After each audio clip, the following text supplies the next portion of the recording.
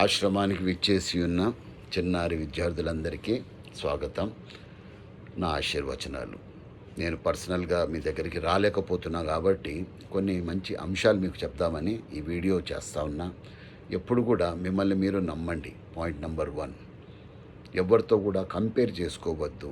ఎవరి జీవితం వాళ్ళది, ఎవరి మార్కులు వాళ్ళవి, ఎవరి బట్టలు వాళ్ళవి, ఏ విషయంలో కూడా కంపారిజన్ అన్నది చేసుకోవద్దు. నల్లగున్నా తెల్లగున్నా మనందరం కూడా భారతీయులము అన్న విషయం మాత్రమే గుర్తుపెట్టుకోవాలి. కుల మతాల ప్రస్తావన తేవద్దు. మీ యొక్క అభివృద్ధి మీద మాత్రమే మీ యొక్క లక్ష్యం అన్నది పెట్టుకోండి. రెండవది, కొత్త కొత్త విషయాలు నేర్చుకోండి. మన స్కూలుకు వెళ్ళడం వేరు, సమ్మర్ క్యాంప్కి రావడం వేరు. ఇక్కడ ఆర్ట్స్ మీద, పబ్లిక్ స్పీకింగ్ మీద, టీం వర్క్ కలిసి ఎలా పని చేయాలో అవన్నీ కూడా నేర్పిస్తారు. కాబట్టి అవన్నీ కూడా మీరు నేర్చుకోవాలి. ఎప్పుడు కూడా నేను ఓడిపోతానేమో అన్న భయం వద్దు నాన్న. అందరం కూడా ఓటమి సహించే ఇంతవరకు రావడం జరిగింది, గొప్ప గొప్పోళ్ళు కూడా. కాబట్టి మార్కులు తక్కువ వస్తే బాధపడిపోవడము, భయపడిపోవడము, ఈ విధంగా ఎప్పుడు ఎవరేమనుకుంటారో అన్న భయము అన్నది పక్కన పెట్టేసేయండి. ఎందుకంటే మనం ఏవైతే చిన్న చిన్న తప్పులు చేస్తామో అవి మంచి జీవిత పాఠాలు మనకు నేర్పిస్తాయి. ఈ సత్యాన్ని పిల్లలందరూ కూడా గుర్తుపెట్టుకోవాలి. ఇంకా చాలా ఇంపార్టెంట్ మూడవది, రెస్పెక్ట్ ఎవ్రీవన్. అందరినీ గౌరవించడం నేర్చుకోండి. ఇది చాలా ఇంపార్టెంట్. ఎందుకంటే ఈ మధ్య కాలంలో పిల్లలు పెద్దల పట్ల గౌరవం అన్నది చూపిస్తలేరు. గౌరవించండి. మీ యొక్క స్నేహితుల్ని కానివ్వండి, మీ యొక్క టీచర్స్ని, గురువుల్ని గౌరవించాలి. ఆ తర్వాత ఇంకొక విషయం చెప్తున్నా, చిన్న చిన్న సహాయాలు చేస్తుంటారు కదా, మనకు చిన్న చిన్న పనులు చేసి పెడుతుంటారు, బాత్రూమ్లు కడుగుతుంటారు, వాళ్ళను కూడా మనము గౌరవించాలి మనస్ఫూర్తిగా.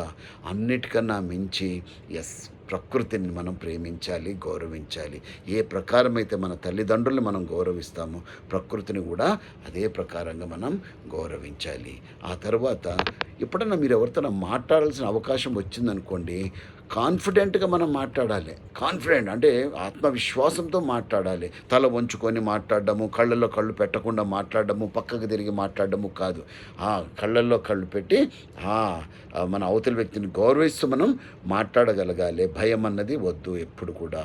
ఆ తర్వాత క్యూరియాసిటీ, కొత్త కొత్త విషయాలు నేర్చుకోవాలి అన్న ఉత్సుకత అన్నది మనకు ఉండాలి. మనకు ఉత్సాహం ఉందనుకోండి, నేర్పించే వ్యక్తులకు కూడా ఉత్సాహం అన్నది వస్తుంది. మంచి మంచి విషయాలు మనకు నేర్పిస్తారు. ఆ తర్వాత అది చిన్న విషయమైనా ఇదైనా అక్కడ నేర్చుకోవాలి.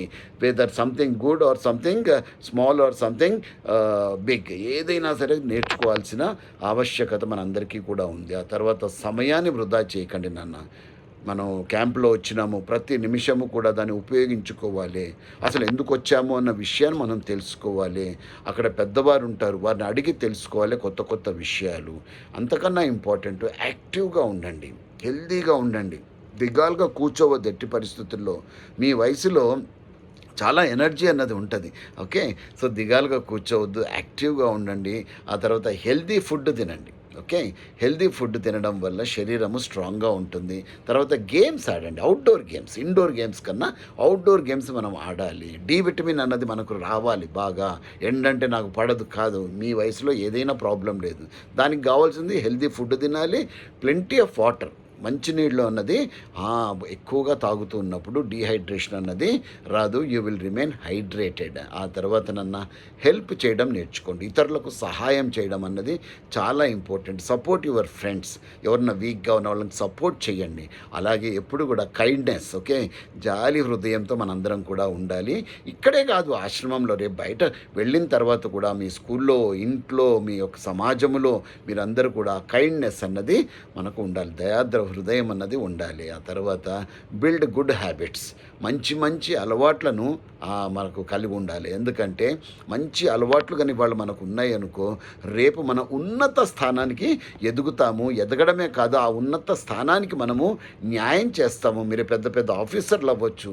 ఆ యొక్క పొజిషన్కి న్యాయం చెయ్యాలి అంటే మంచి అలవాట్లు ఇప్పటి నుంచే మనం నేర్చుకోవాలి. ఆ తర్వాత లాస్ట్ బట్ నాట్ లీస్ట్ 10వ అంశము, ఎంజాయ్ ద మూమెంట్.